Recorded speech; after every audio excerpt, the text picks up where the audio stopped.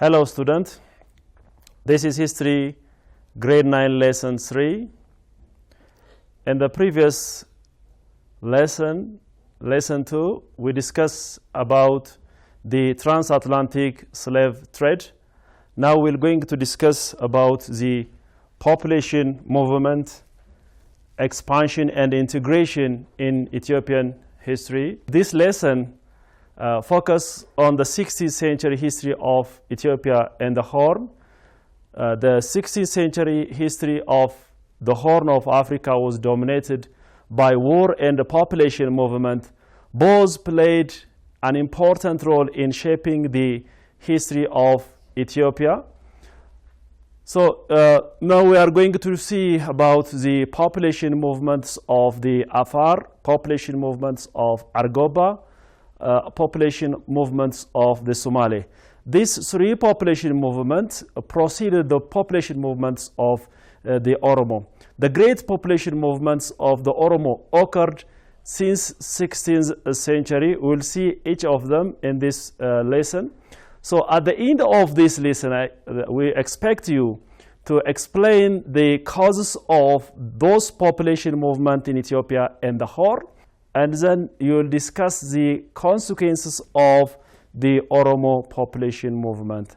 Now let's see the population movement, expansion and integration in Ethiopian history. So in the 15th and early 16th century, the Argoba, Afar and Somali population movement occurred as a result of the conflict between the Christian kingdom and the Muslim sultanates of Adal. However, the largest population movement, the greatest population movement and expansion during this period was the Oromo population movement. So let's see the Argoba. Argobas, according to historical records, Argoba are the ancient inhabitants of the Ethiopian region who accepted Islam earlier through the religious leader who came from Arabia. So Argoba located in the trade route that passed through Zaila. This is the main reason Argoba became a conflicting area, because the trade routes that pass through Zaila and the central part of Ethiopia.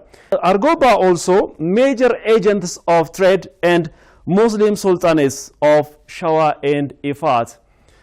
So both Muslim sultanates and of Shawa and Ifat founded by the descendants of the Argoba nations. So their homeland was also targets of the Christian kingdoms of expansion in order to control the lucrative or very important trade routes that found in this region. Argoba was also dominant in the Ifat. Ifat was one of the powerful Islamic sultanates who became rival against the Christian Highland kingdom. Argoba joined the Afar and the Somali against the Christian kingdom during the 13th and also the 16th century interstate conflict.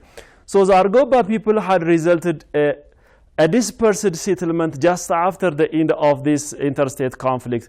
So trade and war may have been the main factors for the spread of the Argoba nation in the region between Wollo and Harar. Trade and war may have been the main factor for the spread of Argoba in the region between Wollo and Harar. So let's see the another population movement just before the 16th century. There was the Afar population movement. Historical sources indicate that the Afar people have lived in northeast part of Ethiopia, Djibouti, and southeast Eritrea since ancient time. Before 16th century, due to drought and famine, the people of Afar moved towards the east until they reached the Middle Awash. So the trade routes that passed through Afar, leads the Afar to be a center of competition between the Christian kingdom and the Muslim sultanates. In addition to this, they are an actor in the Afar themselves were the main actors in the conflict. They were on the sides of the Muslim sultanates inevitably pressurized them. Finally, they were pressurized by the conflict, and they moved to different directions. So in the 16th century, the main thing that helped the Afar pastoralists to survive was their tradition of pastoral economy, helped them to survive for a long from the destructive war. So the other population movement was the Somali. According to historical sources, the Somalian nation were lived around the ports of Zaila, Berbera, Mogadishu. When their population increased, some groups of the Somali began to spread towards the central part of the Ethiopia and the Horn. So Somalia was also located in an area that was crossed by the important trade routes during the medieval period. As you know, the ports of Zaila, the ports of the Berbera, that was major ports. So these outlets are very important for both for the Muslim sultanates and also the Christian highland kingdom. So the population movements of Somalia was a strong force behind the military strengths of Imam Ahmed ibn Ibrahim al-Ghazi. Imam Ahmed was one of the powerful Islamic sultanate leader. That was the Sultanate of Adal. He became very rival during the 16th century. Just after the end of this interstate conflict, the Somali were highly affected for their population movement. Now let's proceed to the great population movement that occurred in Ethiopia in the 16th century was the Oromo population movement. Oromo nation are an indigenous Cushitic people of Ethiopia and the Horn of Africa.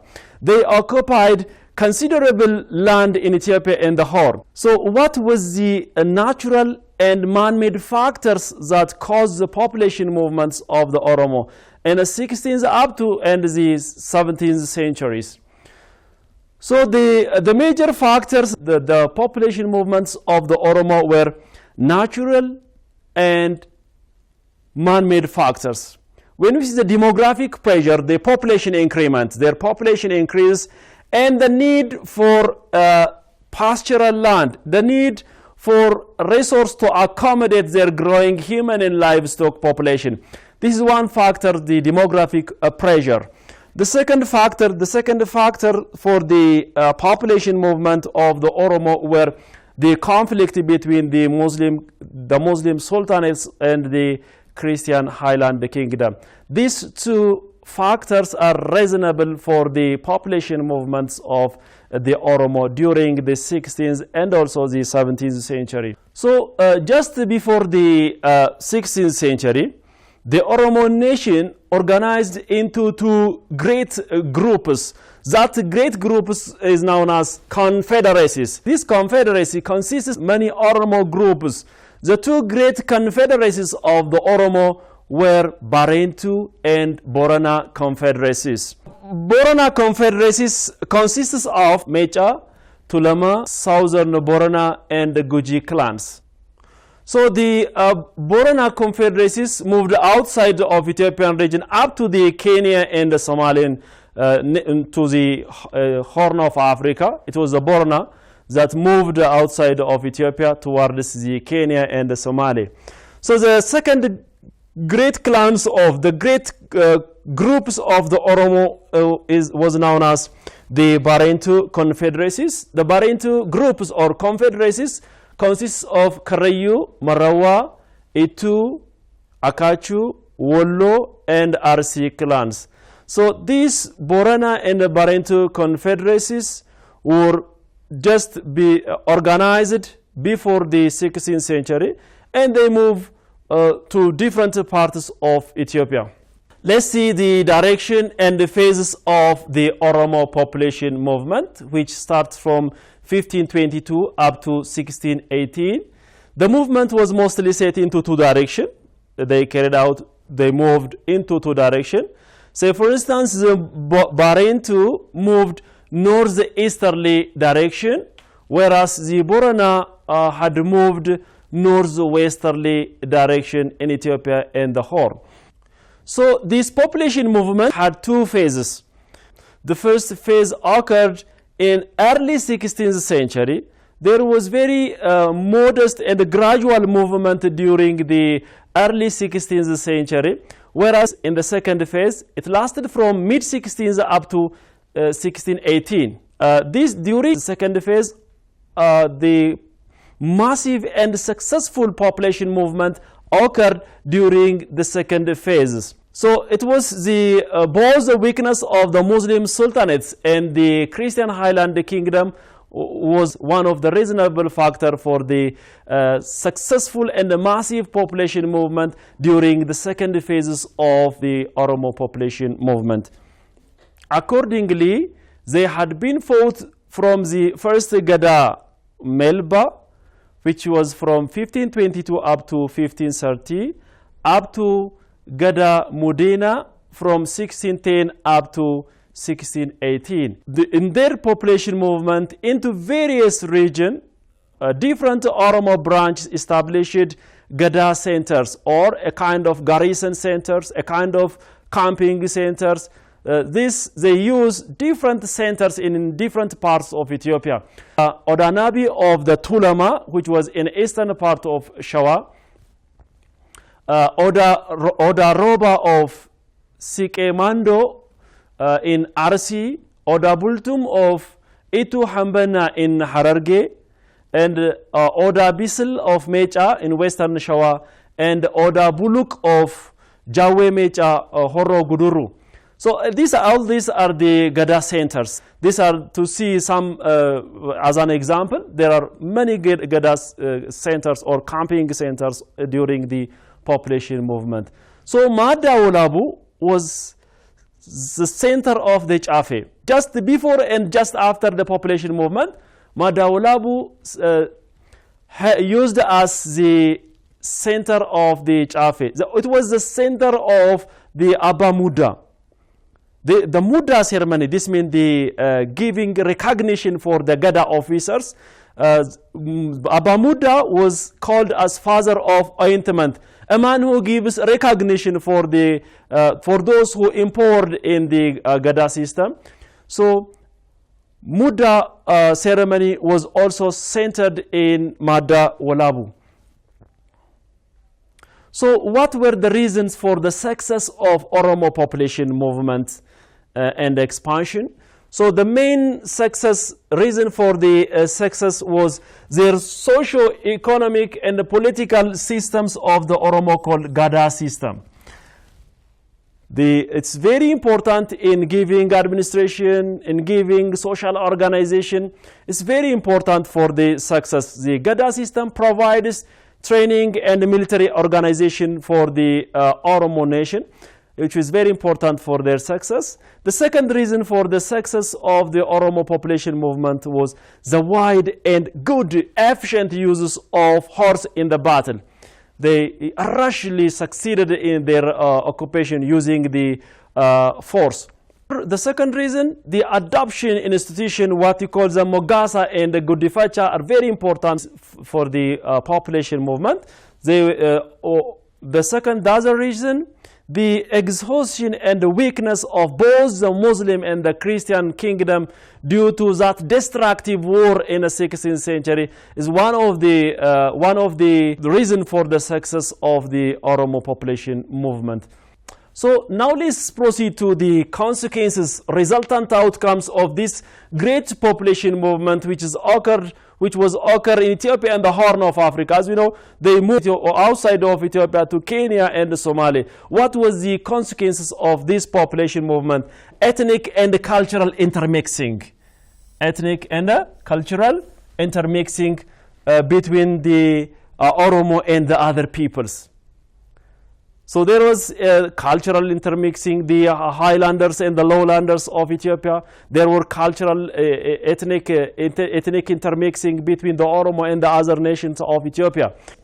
The Oromo population movements influenced the old states of the kingdom of Damot, Benzamo, and Inaria. The Christian kingdom was greatly disturbed by this population movement.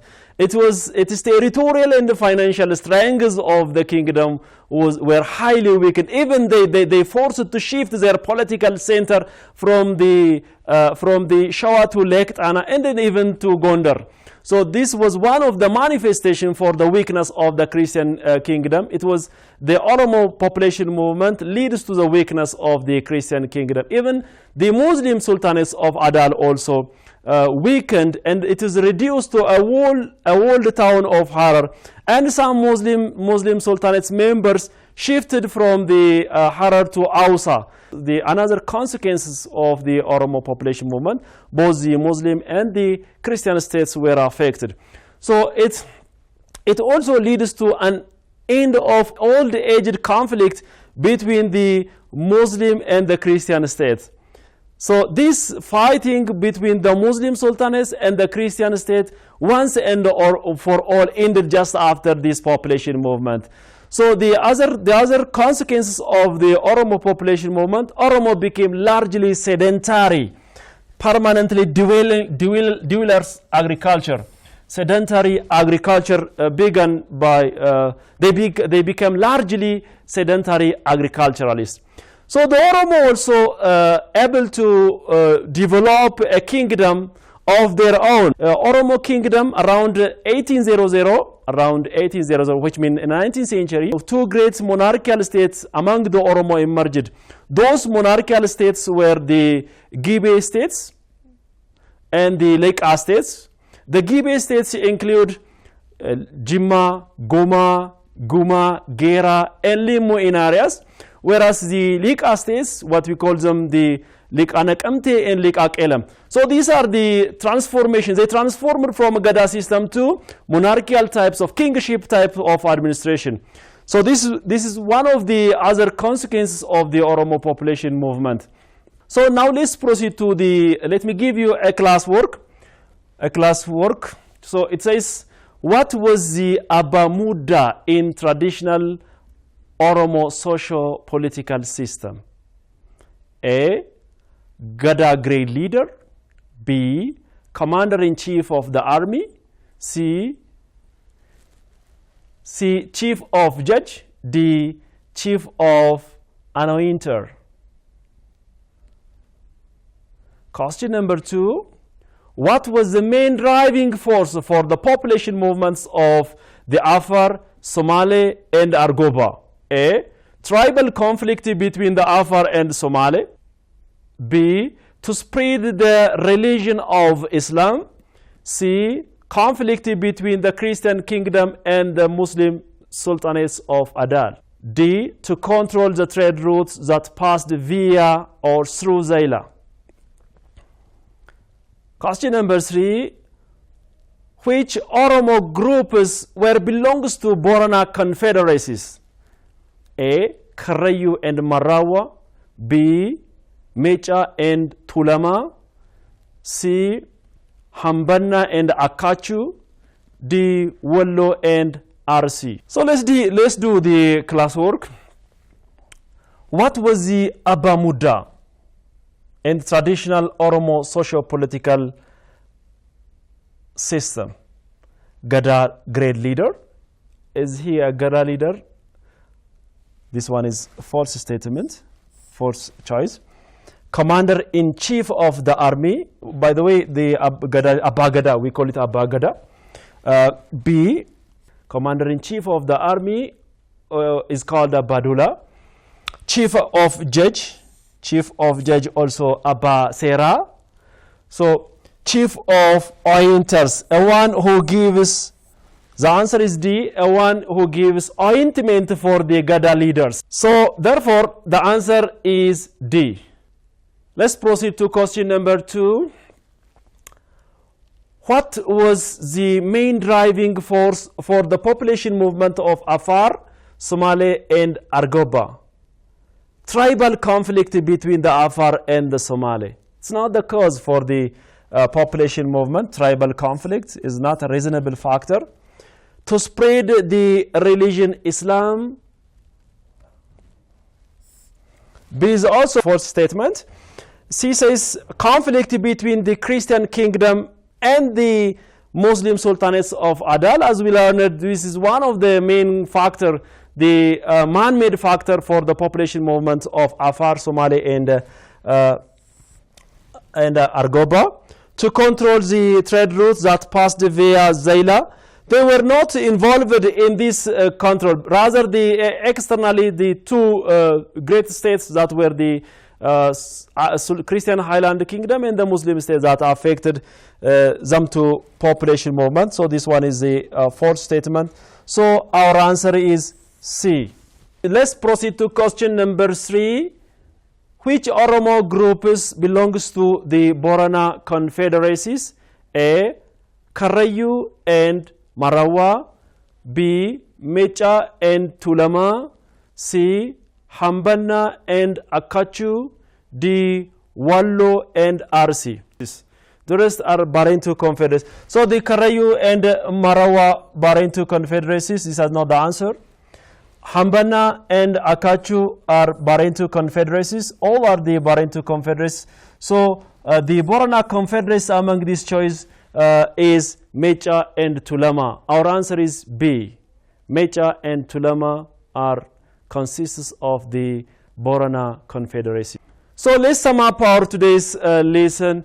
Before large-scale population movements of the Oromo, the Somali, Afar, and Argoba moved and settled in a new area due to man-made and natural factors. The Oromo population movement changed the social, political, and demographic pictures of Ethiopia and the Horn of Africa. The two great confederacies of the Oromo were Barintu and Borana, moved into different directions beginning from the early 1520s. As a result, they came into contact with various other peoples and states of Ethiopia and the Horn of Africa. Consequently, a number of pre-existing states in Ethiopian region either disappeared or highly influenced by the Oromo. The Christian Highland Kingdom was limited to the territory north of the Abai River. The Muslim Sultanate of Adal was also similarly limited to a walled city of Harar. The Oromo indigenous institution and socio-political organization are very important, very crucial for the success of Oromo population movement. In the next lesson, we'll learn the Oromo institution and organization called the Gada system and Gudifacha and Mogasa. Thank you very much. This is all about the day's lesson. Thank you. Have a good day.